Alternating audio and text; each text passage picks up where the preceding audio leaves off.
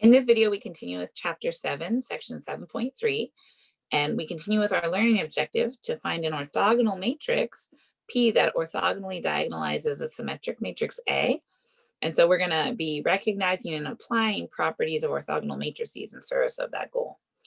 So remember, a square matrix P is called orthogonal when it's invertible and P inverse equals P transpose. So theorem 7.8 here has the property of an orthogonal matrix. So we get to say an n by n matrix P is orthogonal if and only if its column vectors form an orthonormal set. So here's our proof that the column vectors form the orthonormal set. So we're going to write P as these column vectors P1 through Pn, and then P transpose is P1 through Pn as row vectors now. And then if we multiply P transpose P, we get each entry Pn transpose Pn, or in the first entry P1 transpose P1, in the second entry of the first row P1 transpose multiplied by P2, etc. So you can see P transpose P is the identity matrix if and only if the norm of the PI's is 1 for each I, and then pi dot pj, all these other entries over here, is 0 when I and j are different. So 0 is everywhere except the diagonal. So therefore, P transpose is going to be P inverse if and only if the column vectors form this orthonormal set. So let's take a look at an example. So we want to show that this matrix P here is orthogonal. So I entered my matrix here in Simpy. One way to check that it's orthogonal is to check P multiplied by P transpose. And I got the identity matrix here. So it follows that P transpose equals P inverse. But another way we know now to show orthogonality is to take our matrix P and separate it out into the 3 column vectors. So that's what I have here is P1, P2, and P3. And then I can dot them all in their combinations. So P1 dot P2 is 0. P1 dot P3 is 0 and P2 dot P3 is 0. And I can check the norm. So the norm of each of these P's is 1. So because we have 0 dot product and the norms are 1, then we also have an orthonormal set. And so that's guaranteed by this matrix here, corresponding with this theorem 7.8. So if your matrix P is orthogonal, then the column vectors form this orthonormal set. And remember, to be an orthonormal set, it has dot products 0. They're all perpendicular or orthogonal, and then the norms are 1 for the vectors. So let's take a look at theorem 7.9. This brings in properties of symmetric matrices. So we're going to let A be a square matrix, n by n, and it's going to be symmetric. So if lambda 1 and lambda 2 are distinct eigenvalues of A, then their corresponding eigenvectors x1 and x2 are going to be orthogonal. So let's take a look at the proof. So we are going to assume lambda 1 and lambda 2 are distinct eigenvalues, meaning it's not the same eigenvalue with multiplicity 2. And they've got 2 distinct eigenvectors, x1 and x2. So A multiplied by vector x1 equals lambda 1 x1, and A multiplied by vector x2 equals lambda 2 x2.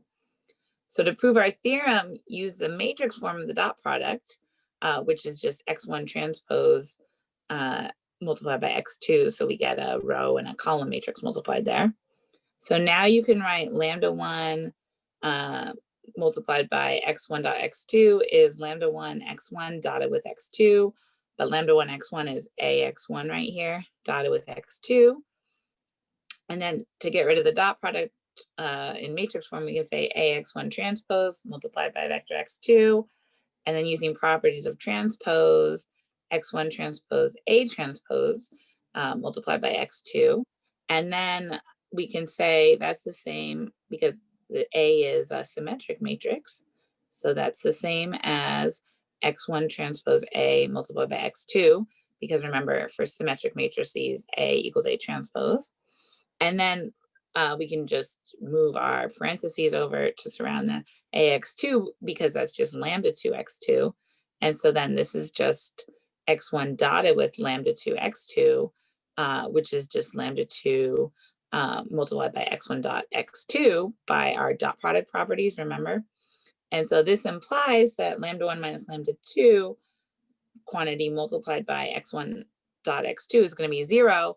And then also lambda 1 and lambda 2 are distinct, so they're not equal. So it follows that lambda 1 minus lambda 2 is not 0. So it must be that x1 dot x2 is 0, which means that x1 and x2 are orthogonal.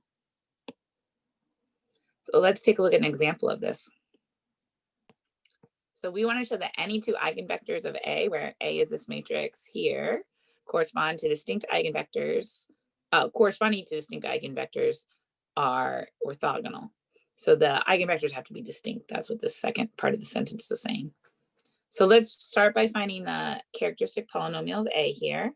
So that is going to be lambda I minus A. So because we've got zeros on the diagonals here, we got lambdas by themselves on the diagonal. And then the signs of all the off-diagonal entries just change.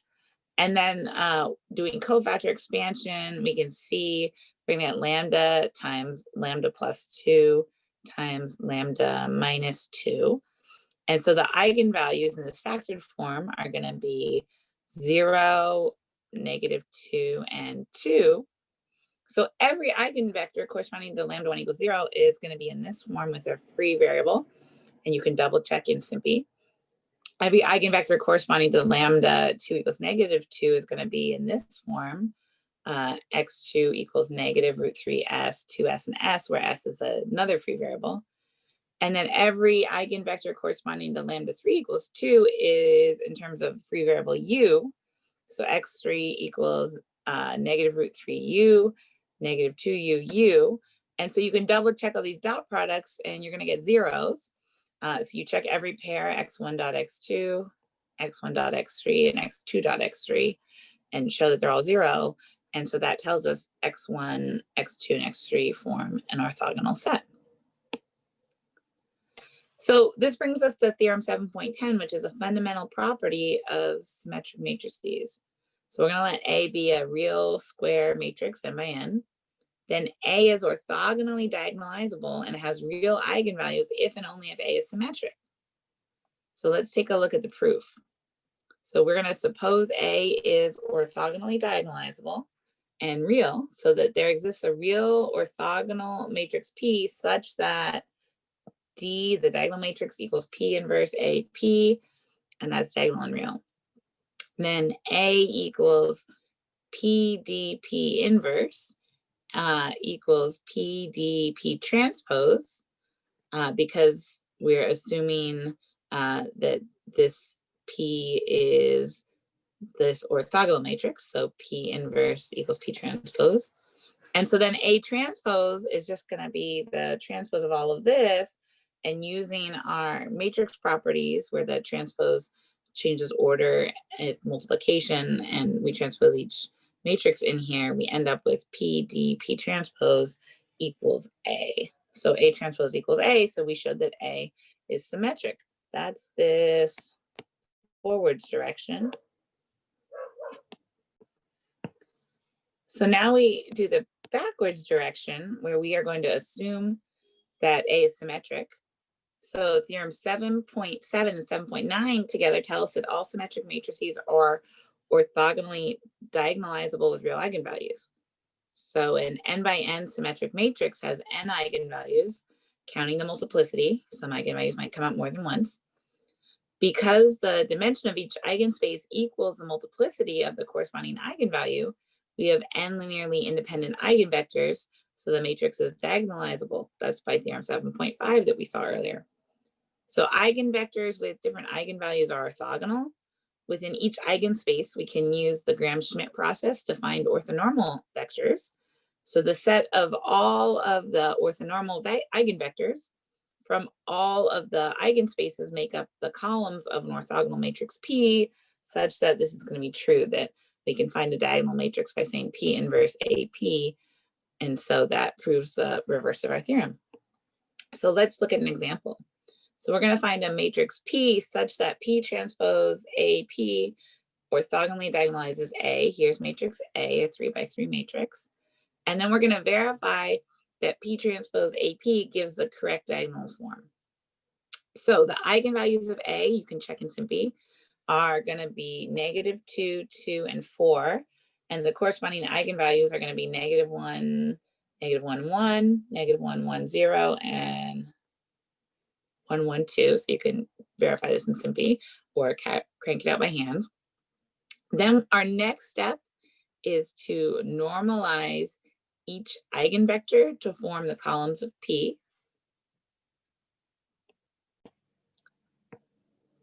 So then we get matrix P here with our normalized eigenvectors, each in the column. So you can see we took these eigenvalues and normalized them to get column 1, column 2, and column 3. That's why we got a 0 here in row 3, column 2, from the 0 that was in the second eigenvector. So then we can verify P transpose AP multiplied out all right down here gives us back this diagonal matrix that has the eigenvalues on the diagonal.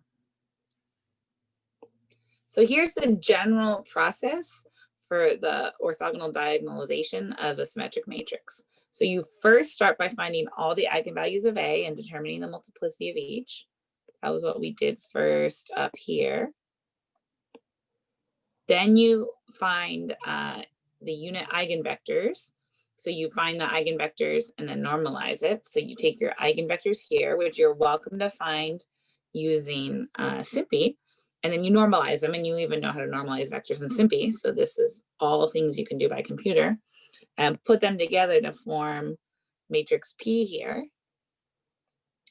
And then for each eigenvalue multiplicity greater than 2, find k linearly independent eigenvectors. So you may have to do the Gram-Schmidt process. And then the results of steps 2 and 3 together, all these eigenvectors form the columns of P.